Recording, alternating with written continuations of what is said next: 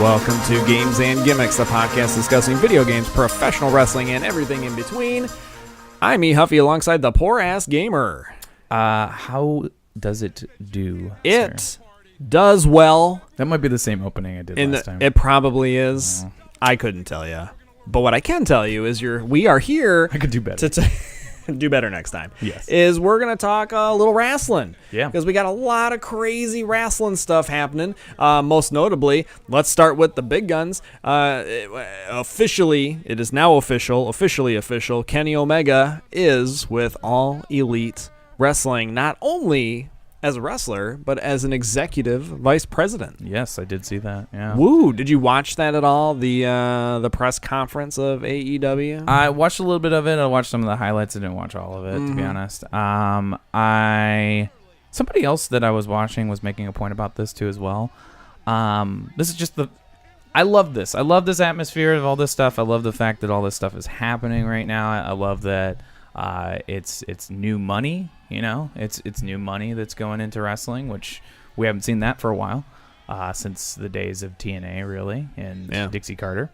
And now, when I look at AEW, the only thing I don't like so far is I don't like this whole weird press conference thing that they do. Like, meaning, like, I don't like it in front of, like, hey, we're in a parking lot in front of the Jaguar Stadium, and like, you know, we got a backdrop thing that's just like steel girder. That's like the standard, like, it looked like, you know what it looked like to me? It looked like fucking WCW Nitro. Like outdoors, like something weird like that. Yeah. And I'm like, okay. But then it's got Cody, it's got the Young Bucks, it's got them talking excitedly about the things that they're planning on doing. And then you have this big announcement with Omega showing up, and his first thing is with Jericho, right? Yeah. That's pretty much what was happening. That's what it seemed like. A little pull apart. You know, spat, cool. Yelling at each other. Obviously Jericho's full-time with the company, which is possibly the biggest. I think that's the biggest one. The biggest piece. Even bigger than Omega. Yeah, because that's just a sign that, okay, here's a guy that had always said, I'm never going to work anywhere other than WWE, and then he does New Japan, and now he's signed exclusively with these guys. That's pretty crazy. The show...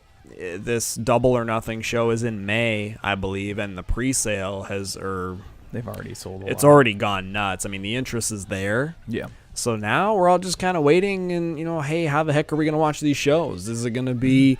it's going to be Fight TV or something. Right. Like What's it going to be? But, weeks. the people, if you've subscribed to all those newsletters and things, there are people that say that, they do have a couple of TV deals on the table that they're going to announce. So I hope they get a TV channel somewhere. I probably won't see it because I still don't have cable, so I'll just have to do. And the majority of us don't have cable for a lot of that stuff. And it always seems like wrestling, especially brand new things, are always on some weird channel because somebody doesn't want to really take a full risk on it right away.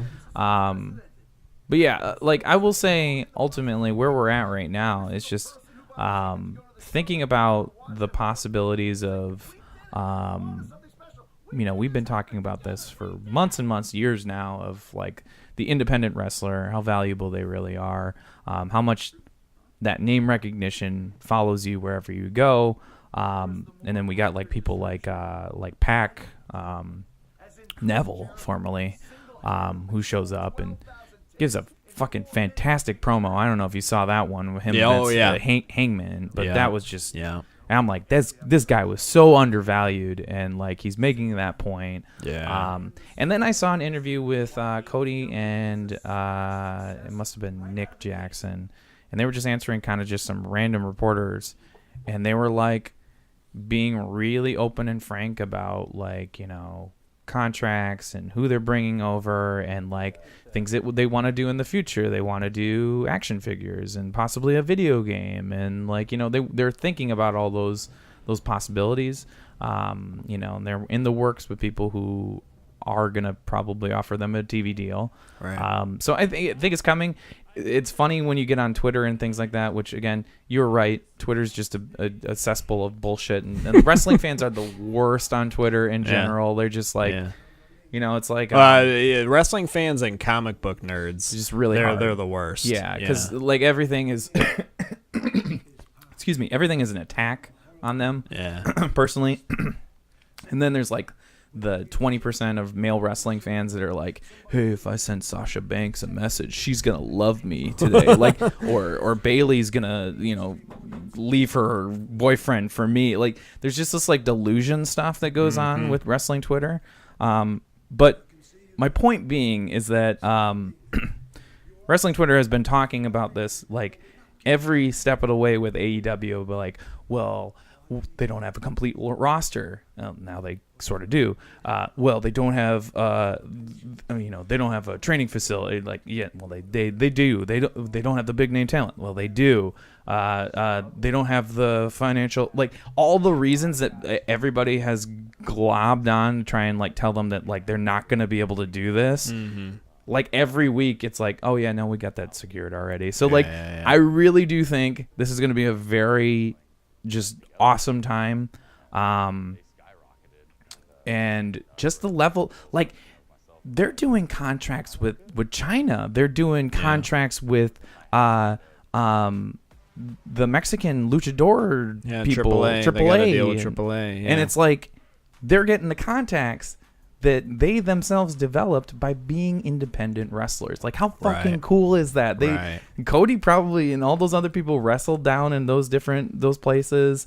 You're seeing the Jackson brothers on Be the Elite. They're going to different places all over the United States, just trying to like hype things up for what they're planning on doing. I'm super excited. That's really what it breaks down to. It is beyond exciting. Kota Ibushi is rumored to be heading there next once he's all set with his concussion, which bodes well for a working relationship with New Japan.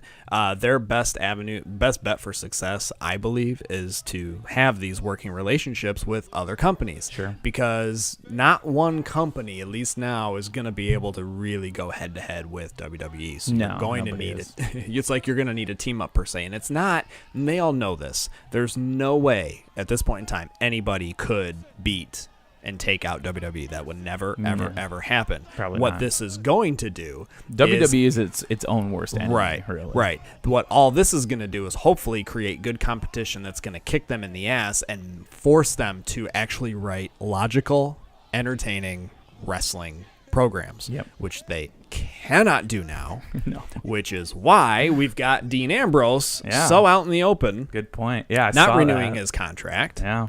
And vocally saying that people are only there for the money. Yep. There's no creative freedom. People don't care about the creativity. I could not believe when I saw that. Yeah. Like I was a little floored because like, the rumors were he was offered a 6-figure contract for another like 7 years. It was a 7-figure.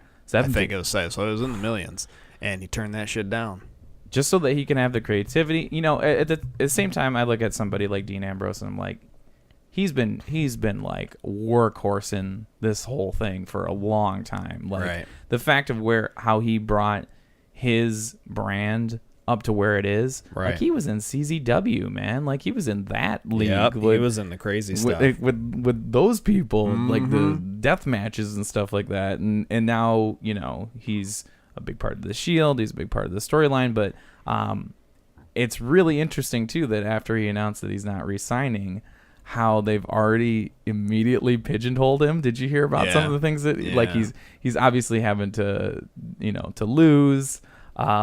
There's a house show booking coming up where he's probably going to lose to Nia Jax before he leaves. Yeah. Which is cool because, hey, Nia got a little bit of a bump from that whole Royal Rumble thing. I still think she's green and overrated completely. Oh, yeah. But, the fact that we're doing at least something with that maybe shows a little bit of recognition that they're like, yeah, so maybe we should actually like do something with these talent and like give them the opportunity. It still is left to be seen whether or not Vince is gonna let the reins go a little bit and just let people do what they want. Yeah, because they used to do it. It's not like they couldn't just flip that switch in a certain way. I think the big thing is, I think what would help them is to immediately get rid of the Mattel script. Well, yeah, not necessarily that. Yeah. Get rid of scripted promos. Yeah. Because that's what makes them sound inauthentic. That's why we don't care about anybody. Probably doesn't teach them enough to actually go out there and do it off the top of their head. Yeah. Give them bullet points. Let them let them fuck up on live TV. That's the only way you learn. So, I mean, that, and not necessarily give them complete creative freedom, because that'll never happen, but loosen the reins a little bit. Because then you'll get a Scott Steiner on TV, basically. Yes. And get those yes, you will. So, we've obviously got the just rumors of people there's options because there's a company that's got billions of dollars behind it. There was a New Japan star that also is leaving too. Kitamura or something like that. Oh, it was that roided out Japanese that's right. young lion. I had to look him up. I looked at, look, I love Cultaholic, and I saw that link. That was a total clickbait. It was. They were like, New Japan star. I'm like, fuck off. No. I've never seen Kitamura even in the last year that we've been watching stuff. No, he's just a juicer who has vampire teeth in his mouth, and he didn't do shit. He's and big. They make it. I'm like, hey, got my click, so that works. Thanks a lot, Cultaholic. That was fucking stupid. I agree. God, clickbaiting is fucking stupid. We will not clickbait you folks. We Jesus do not do that. Christ, I write about stuff I like. So fucking dumb. Kind of to go back to the Omega thing. I'm kind of going through my notes here, because it made me, when the final announcement, Omega's there. I kind of got a little sad. I'm like, because I set up an all elite wrestling promotion in Fire Pro. Yeah. And I got Cody there. I got the Bucks and everything. This is such a nerdy thing to say. Pretty much done. I'm like, I don't want to transfer Omega from my New Japan roster. It's like the nerdiest thing I could have ever thought. All you literally have to do is make a category that says AEW. That's what I did. It's there. I'm like, I don't want to move Omega. I want to leave him where he's at. It's just fucking nerdy. And there's no telling that in the convening years that they don't show that, like, if they show that they're successful within the first year or two, they're gonna rework those relationships with New Japan, and then they're gonna have cross promotional stuff. Like they have to show. They have to show everybody across the world, like, hey, we're a legitimate outfit. We're not Impact. We're not TNA. We're not those guys. We're not even ROH, even in that regard. Even though they have that pedigree of working with those companies. Right. But they got the stuff that sounds good to me, and maybe that just always sounds good when they're starting out new leagues or whatever. Is that they're just looking out for the other wrestlers. Like they've made multiple statements about that they want these people to be working with them for a long time. So they I don't know what that means in terms of healthcare and benefits and all the other things that come about with that. But they're being so fucking open about this. It's a little disturbing in a way, because they do not talk about contract negotiations in wrestling. That's just like one of the most taboo things, and to see them talking about it a little bit is really cool. So. Yeah. So like I said, what makes it exciting. It kind of does bring you back to the 90s again, where who's jumping where. I do like even that. Better. I think it's better in a lot of ways too. Yeah, because it's a lot of people. And there's a lot of people sitting in WWE sitting there going, oh man. So they got this place starting up now. They've got not only AEW, but New Japan's viable, Ring of Honor is viable. All these places are great.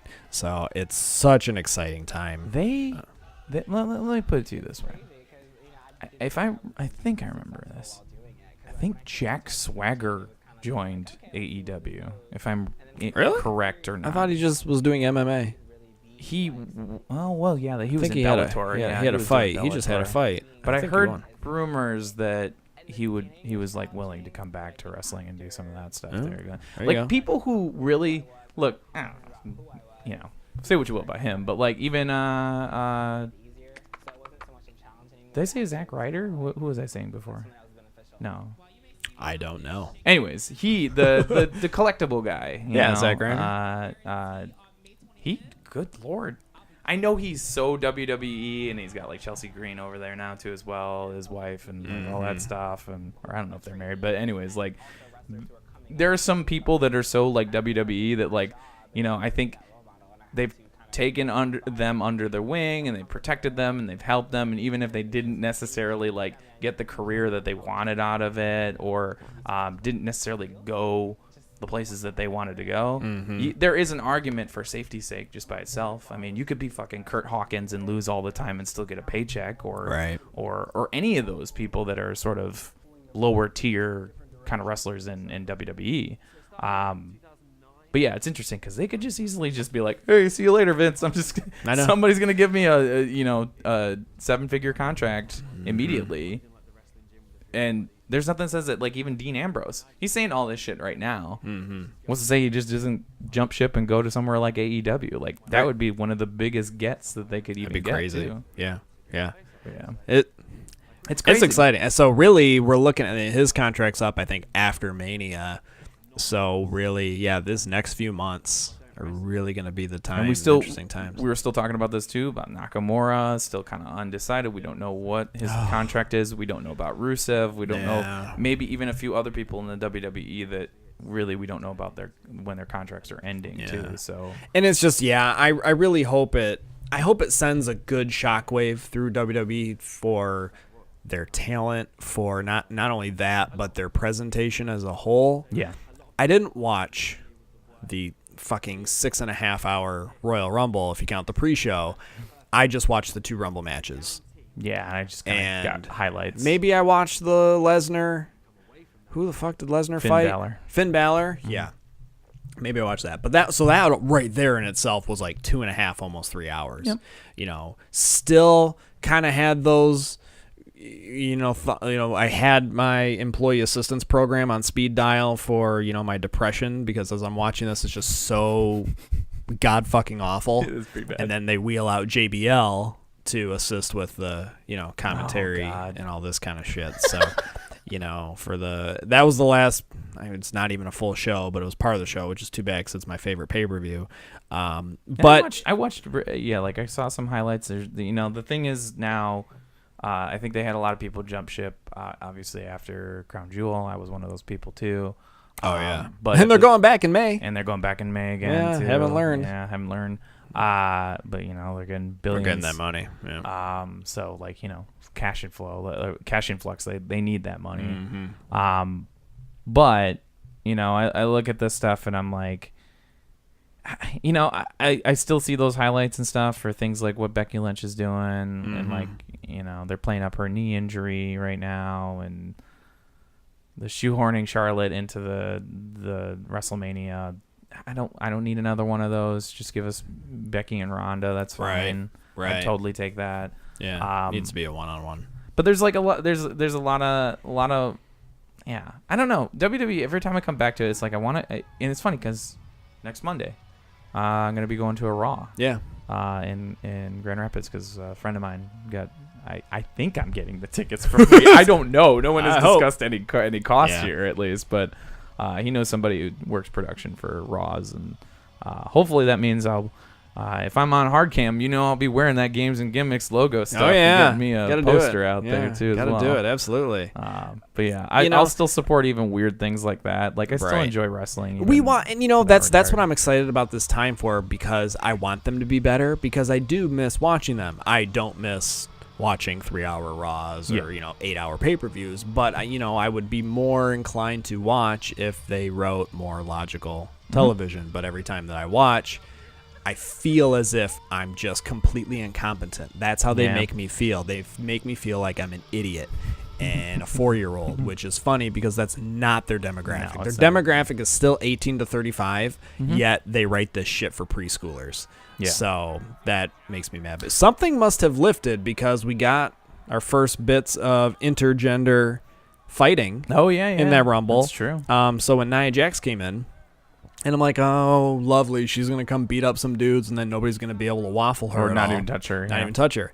And then here comes Ziggler, fucking super kicks her in the face, RKO out of nowhere, a 619, and I go, oh my God, they're beating the living shit out of her. I was very surprised. And so something must have lifted contract-wise, because, I think I heard that Mattel was the one that set this whole you can't have a man hit a woman or whatever. That was really because I think Mattel doesn't understand that wrestling's fake. It's like all fake. Wrestling's rigged. It's rigged fighting, simulated combat.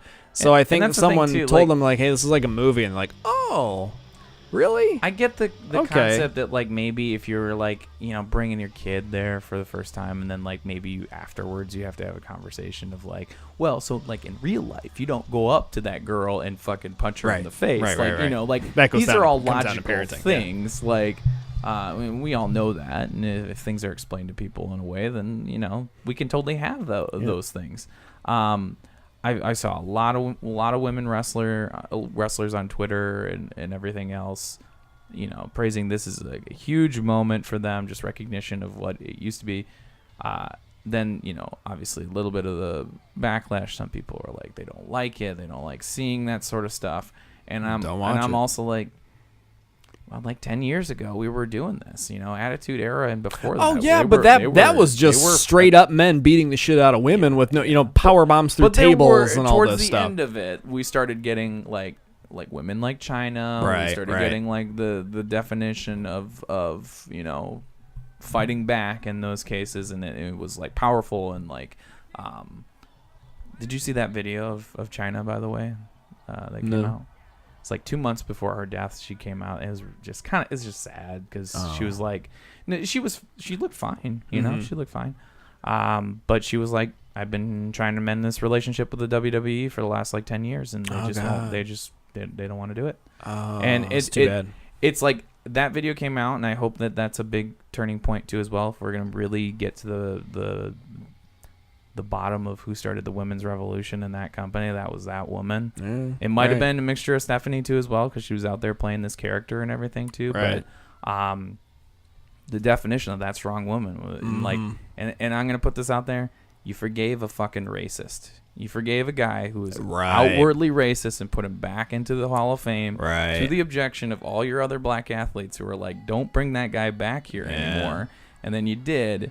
And then you won't forgive one woman who was in a porno once with another wrestler. It wasn't even that good. Yeah, like with another wrestler. It's just, that's a sex tape. People get, like Paige got forgave for a sex tape and did a lot of, I mean, she did some things with that women's belt that I never thought someone should do. But anyways, I think. Different tangent. Yeah. I think like it is a very, very exciting time. Just hoping that like, other wrestlers with name recognition and the capability to do so will recognize that they're valued outside of WWE. I want WWE, I was telling a friend this, to be actually the big leagues, the retirement grounds for like a wrestler 35 plus. Because at that point in time, you're already now at this point where you should be on the highest level of the highest level, which is still WWE. Right. And you should go there and perform your best matches. But it also, I recognize that WWE has changed gears in it, that it's not New Japan, and it's not people landing on their fucking heads and taking really, really dangerous moves. It is, here's the safe ground for you to see all of your favorite stars competing against each other from all different areas. Do you know they have the highest injury rate compared to New Japan and all those other places? Really? Because they work so much. Because they're fighting every single day. They get like no time off, and even though they're not dropping people on their heads, they're walking up the steel steps and fucking like rolling their knee, and and getting hurt on everyday things, little bumps, little things like that. So we forget how many times wrestlers even have died from little things later on in life. But like, It's interesting because I just I want WWE to be that retirement ground, that place where they can just like wrestle, and maybe that's what it needs to be too. Just what you're saying is just like lower the schedule, do less house shows, but employ these people to do like, you have so many people WWE, you can get to that point, and AEW is the definition of providing the fans the sports entertainment side of things here in the United States that they get with New Japan and maybe a little bit with Ring of Honor. Right. And I'm just hoping that continues. We just need more variety. We need more competition. Yep. It's only good. It made WWE better because even they slacked during those Nitro days too as well. So, absolutely. So let's end on one little topic. Shouldn't take us too long. But supposedly Ronda Rousey's leaving after WrestleMania. I think the reason is the start a family or something. Cool. Whatever. Okay. So she's leaving. So she was here. Now she's going to be gone. She's a Goldberg. So no, it's a Lesnar. Or I think that's what it's going to turn into. What do you think about, on the whole, Ronda Rousey's short career in WWE? Like, what are your takeaways from her experience, or I guess anything, if anything at all. I mean, I guess you can tell by my tone, it's pretty underwhelming. But she set this tone for what they were. It's man, it just makes me happy in some ways. There's like some ways it's good, some ways it's bad. The good way is that we won't have to see this bullshit shoehorned we're the 4 horsemen women from MMA fighting the other 4 horsewomen. Yeah. Like, look, it's like the Rock and Roll Express. Mm-hmm. Right? Then you have the new Rock and Roll Express. Nobody remembers the new Rock and Roll Express. Nobody gives a shit about them. But they remember the Rock and Roll Express. They remember, like, you know, like, I don't want to see you just shoehorning 2 groups of women athletes together. One group who is verifiably the wrestlers and the other who are still learning. Mm-hmm. And, like, I'm glad that's done. The other side of it, too, is that, like, it's good. It's good for wrestling. It's good to get somebody that big to come in and actually show that she was able to do stuff. Yeah, she does fucking arm drags, like literally arm drag after arm drag after arm drag, and then, I broke your arm. That's really her matches. She'd do a Samoan drop or something, and then punch him a bunch. And so, like, I felt she was very underwhelming in terms of, like, where she was at the start. She definitely got better as time went on. Right. But this could all just be like, this could just be a ruse, you know. It could just be that she's just saying that, and then ultimately they renegotiate, give her more money. She comes back for 6 months a year. Her name recognition alone is worth as much as Lesnar's is just about in that company. Right. But all her big matches were underwhelming. Mm-hmm. You know, they weren't Yeah. things I would say I remember big things from. Yeah. I remember her calling spots right into the fucking microphone.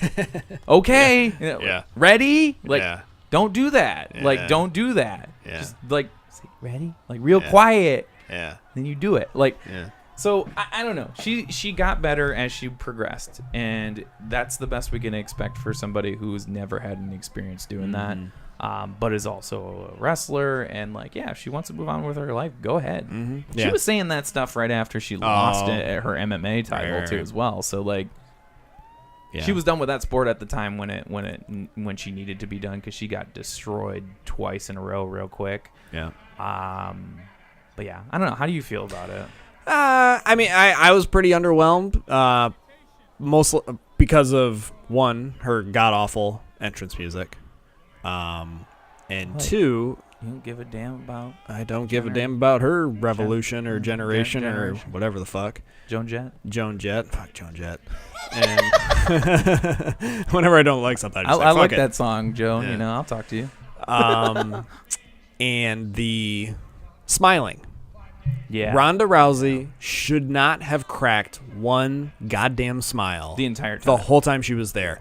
So really, the day When she came out, she was like, when she came smile out and point. and smile and point, that immediately killed the mystique of Ronda Rousey for me, and I've never been able to go back since. I remember that. Yeah, it was that moment they had that wonderful. Was it a triple threat match? I'm pretty sure. And then she came out. Charlotte who won. Yeah. And then she came out and sort of just like, hey, smiling, pointing at the WrestleMania sign. Point. And that's why I say that this is comparable to Goldberg in that regard, because with his recent one where he came back, and then, granted, Goldberg, Ronda Rousey, completely different wrestlers, just, I mean, very much similar in that they only have so much of a defined choreography for what they're going to do, but very much like big name. Everybody remembers Goldberg. Everybody knows who Ronda Rousey is from MMA. Bring him in. Let's have him point at the WrestleMania sign. And that's what they need to do. So this is the thing. Like, if you got a big enough name recognition, you already skip, like, the 6 months of fucking training that you need to do as a wrestler, or a year to figure out what you're going to do. And then you're getting right into the main lineup for the biggest pay-per-view of the year, too, as well. Yeah. That, I think, was their greatest mistake with her, was that they didn't bring her in a less bombastic way. It was cool because we got that moment of even the intergender stuff that we were talking about with Triple H and Ronda Rousey. Cool, she put him in an armbar. That's fucking cool. but again, he didn't really do anything to her. So like, it's this weird mixture of where they're trying to pick. It's funny because they used to talk so much shit about MMA and how much they fucking hated them, and how much MMA used to talk so much shit about wrestling and how it wasn't real. And fuck them. Go fuck them. Fuck you, Dana White, all those motherfuckers at UFC. You do not land on your fucking back every day, 7 days a week. Yeah. You cannot do that. I couldn't do that right now on a bed and not hurt myself Right. successive times, because they do it so many times. And it's just like, they're the same quality athletes. They're just doing something different. Yep. And then WWE got in there and was like, hey, you know what? MMA is pretty fucking popular compared to us. Why don't we just get all these people to come in here and just use their mystique to get more money? But you devalued your wrestling product as a result of doing that. And I've fought that since day one, since fucking Ken Shamrock, since fucking Brock Lesnar, like all the people that they brought in that sort of, whatever. I don't think much of those guys, really. I don't think much of Brock Lesnar as a champion. I never did. No, I'm afraid. I hope that it doesn't turn into she doesn't now get the Brock Lesnar care package where she can come in and win the title and then be gone. You know, that shit's got to end. Just in general. It's terrible. I don't like that. I mean, she can have a special deal where she comes in every so often, but don't give her the belt. It just devalues the belt, and people say, "Oh, that's what they did in the territories." It's like, well, but no, because you only saw Ric Flair, once every couple months in a certain territory. Yeah, because he was actually going somewhere else, wrestling every single fucking day of every single week. Whereas Lesnar, he's sitting on his little farm, milking the cows, chopping stumps while the belt's sitting, on the nightstand next to Sable. It's just really great screensaver is just get a big fucking tree trunk and have Brock Lesnar with an axe, and it's like one of those 10-hour videos that you watch on YouTube, and it's just him just chopping away, chopping wood. And I want to see that chopping wood. Brock Lesnar chopping wood gif. That's hysterical. I don't know. Possibility. It's an interesting time. I do like the mystique of bringing these people over with enough name recognition, but when they started hinting at those other 4 horsewomen that I had no clue who any of these women were. I don't know who the fuck they are. Don't know what they do. And then add to that I don't really give a shit about Shayna Baszler, although she has gotten better because she's actually committed to sticking around and doing stuff. There's a lot of exciting things, and and still NXT. I watched that halftime Heat show. Did you watch that? I did. Yes. Fantastic. Yeah. Fucking brilliant. They're and what's funny? They couldn't do that with the main roster. They can only do that with NXT. It's hey, here's our best 6 athletes. Technically the best 6 athletes in the company right now, if you want to really put it that way. Yeah. We couldn't do that with the main roster, but here's Ricochet, here's Ciampa, here's Adam Cole, here's who else was in that, man? Gargano and Velveteen Dream. Yep, Velveteen Dream. The future of that company right there in that one ring. And even Velveteen was hey man, I might leave here. There's some smart aspects to this that people know their value, I think, now too. But we keep talking about this. We've talked about this forever with WWE. We get these shades of what we want, and it's it's there. It's in this little ball at NXT, but it doesn't live anywhere else. Yeah. Can't play with it anywhere else. It's just that's fucking NXT. It only stays in Florida. And and you don't get anything else. And it's I want more of that. I want more of that dynamic, but WWE is gonna be has got to be working hard in this next year. Yeah. Because they PR wise, they fucked up so hard in 2018 so many times that you're just giving AEW free press and money now, taking people's fucking t-shirts at the goddamn live events. If I wore an AEW shirt, first of all, I wouldn't be that fucking stupid. For one, I've already seen enough stories not to do that. Yeah, but that is real dumb. Yeah, when you pay money for a WWE ticket but show up in a different promotion's gear, that's just dumb because it doesn't. You're not doing anything because you're still paying money. You're actually visually trolling everybody. Only way you can get around it, that I would get around it, is if I went to a SmackDown and wore an AJ Styles T-shirt from TNA. because AJ Styles is there. Sure. And it's like a vintage retro thing. But yeah, to show up and but still.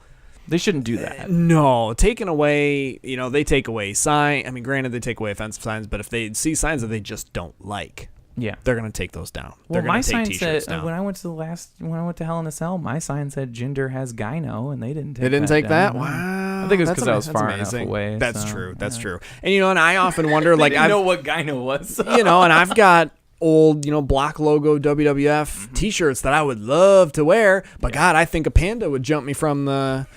From the side, like, no, motherfucker, it's a World Wildlife Fund, and I'd completely get the shit kicked out of me. See, don't carry any bamboo with you. It's no life events. Yeah, that's right. The WWF Panda will get you. Now we're really going off the rails. I think this is I'm like trying to imagine a WWF Panda like he's wearing a WWF T-shirt. Yeah, it's got a pretty security amazing. hat got a on. security hat. Yeah, nope. Got to watch out for that. Can't say WWF. This will be a great moment for when I animate this later for the video side. I can't wait. I cannot wait to see that.